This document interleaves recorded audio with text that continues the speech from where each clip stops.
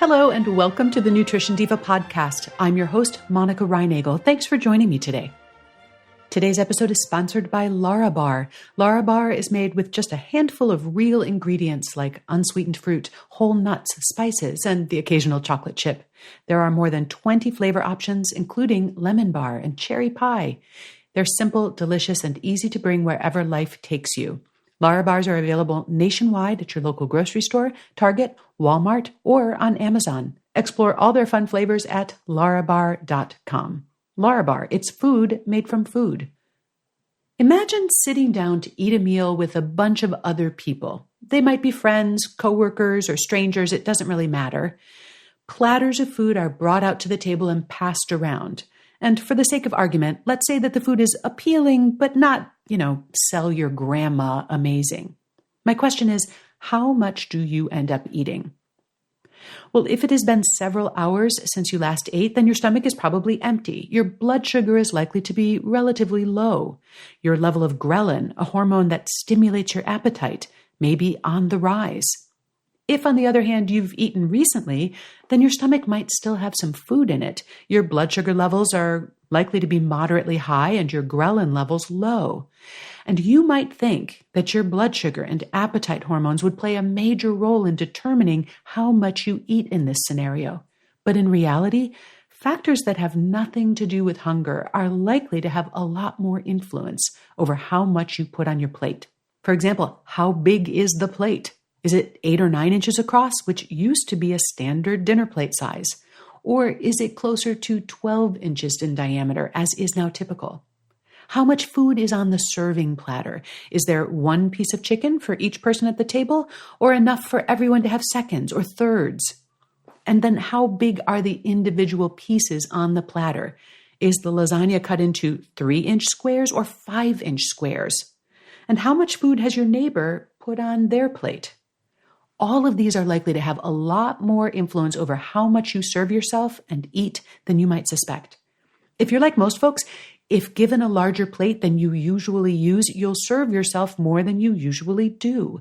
And if there's more food on the platter, you'll put more on your plate, regardless of how hungry you actually are. You'll also calibrate your serving to match what the other people at the table have served themselves.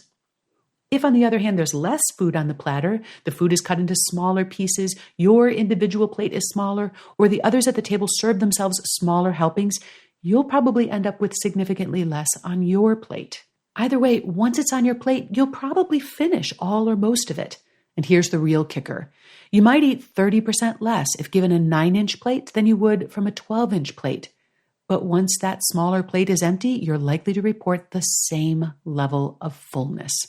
The amount of food that we need to eat in order to feel satisfied is powerfully affected by what we perceive to be a normal portion of that food, and our perception of normal is greatly influenced by visual, social, and environmental cues, all without us being particularly aware of this effect. Now, consider the fact that typical portion sizes of everything from pasta to pizza to popcorn have more than doubled over the last 30 years. The size of the sandwiches, steaks, and ice cream sundaes that we see in TV ads, magazines, menus, and cookbooks have all grown, as have the portions that we've come to expect in restaurants and at our own dinner tables. We're not necessarily any hungrier than we were 30 years ago, but we sure are eating more, an additional 425 calories per day on average. So is it any wonder that obesity rates have also doubled in roughly the same time span? Now, there is something we can do, but let me first pause to thank our sponsors. Today's episode is supported by Fabletics, a fashion-focused activewear brand founded by Kate Hudson, with a mission to empower women by making healthy, active lifestyle accessible to everyone. Fabletics is your one-stop shop for affordable activewear, so you can feel good and look amazing, whether you're doing yoga or CrossFit or just walking in the park. They release brand new styles, collections, and prints every month. I just ordered a really cute pair of bright blue joggers that I know is going to make me want to get out and walk more this fall. And now you can get 2 pair of leggings for only $24 when you sign up to be a VIP at fabletics.com/diva. There is no commitment to purchase monthly, and as a VIP, you'll get free shipping on all orders over $49. Just go to fabletics.com/diva, and if you enter your email when you take their style quiz, you'll get exclusive discounts. That's fabletics.com/diva, and some terms and conditions do apply. Today's episode is also supported by Zevo insect sprays. No one wants bugs in their home, but using bug killers with harsh chemicals isn't ideal either. That's where Zevo insect sprays come in. Zevo's powerful bioselective technology kills bugs by targeting their biology and behavior. In Zevo sprays, the ingredients target a special nerve receptor active in bugs, but not in people and pets. So it's safe to use around your loved ones when used as directed. Zevo sprays work on a broad range of crawling, flying, and stinging insects like ants, roaches, and fruit flies. Instead of insecticide chemicals like imipropyl or cypermethrin, Zevo sprays are made with essential oils and other familiar ingredients. Now that's something you can feel good about bringing home. Visit zevoinsect.com/diva for 10% off your first order of Zevo insect killer sprays or flying insect traps. That's zevoinsect.com/diva. In terms of our portion distortion, there is some good news, and it lies in the fact that our perceptions of how much food we need and want are extremely malleable. We can eat a lot less without feeling any less full simply by downsizing our dinner plates. More importantly, we can retrain our eyes and our brains to renormalize smaller portions of the foods that we eat every day, and it happens remarkably quickly. Researchers Eric Robinson and Inge Kersbergen have shown that a single exposure to a certain portion size was enough to establish that as a normal portion size for that food. In this study, subjects were given a lunch consisting of a piece of quiche, salad, and some water to drink. Half the group were given a 3.5-ounce portion of quiche, and the other half were served a 7-ounce portion, and neither group could see what the other was served, and both groups were asked to eat the entire meal. The next day, the subjects came back and were served the same size salad and glass of water, but a much bigger piece of quiche, about 14 ounces. And they were told to only eat as much as they wanted, and they were also asked to indicate what they thought a normal serving of quiche would be. Perhaps you can guess where this is going.